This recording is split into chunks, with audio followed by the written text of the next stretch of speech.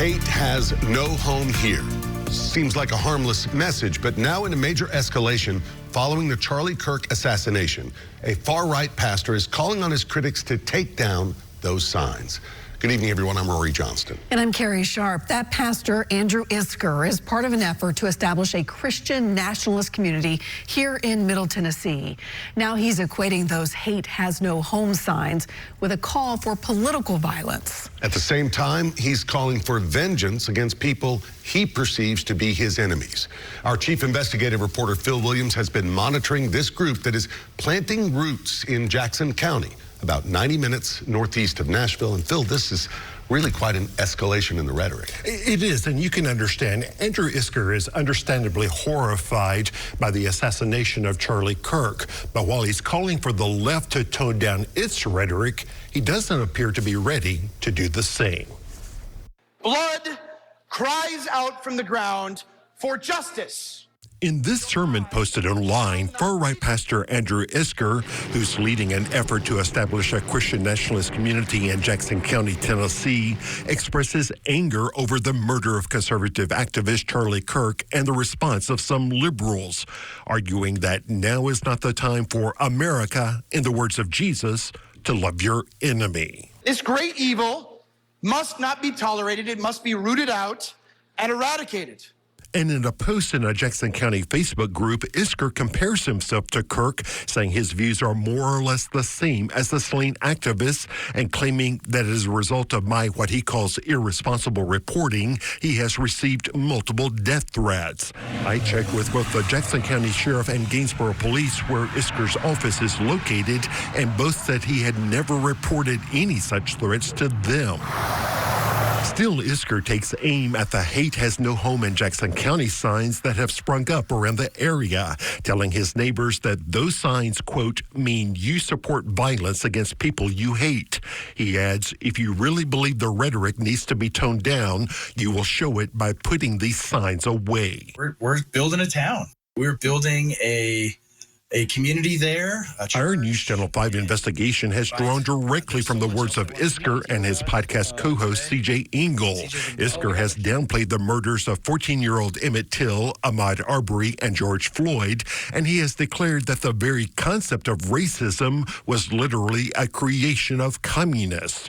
He has repeatedly mocked members of the LGBTQ community, saying here that the answer is to put these people in jail. This conversation probably has piqued a lot of interest for a lot of people. And the podcasters have platformed guests known for spreading anti-Semitic notions, while Isker has dismissed anti-Semitism as a 20th century slur. And here in a podcast titled, Guys, You Gotta Get Over Hitler, he agreed with far-right Christian pastor Joel Webbin that Jews should be treated as second-class citizens, in his words, as foster children. They get to ride in the car. Yeah. And be treated respectfully in the car, but they don't get to drive. It's like having a family, and you have foster children in your family, right? You wouldn't even give your own children the credit card or the family budget, but you're definitely not giving it to the foster child. But like the uproar over late-night host Jimmy Kimmel, Isker argues for going after journalists who say bad things about people like him. Media organizations who accuse Christians of spreading hate or fascism or white supremacy or whatever slurs they wish to use, they must lose their broadcast license and be subject to broadened defamation laws. Extreme action must be taken. And on X, Isker shared a post from an account that demands declare a state of emergency. Every leftist needs to be purged from every institution, remove them from their positions, confiscate their assets.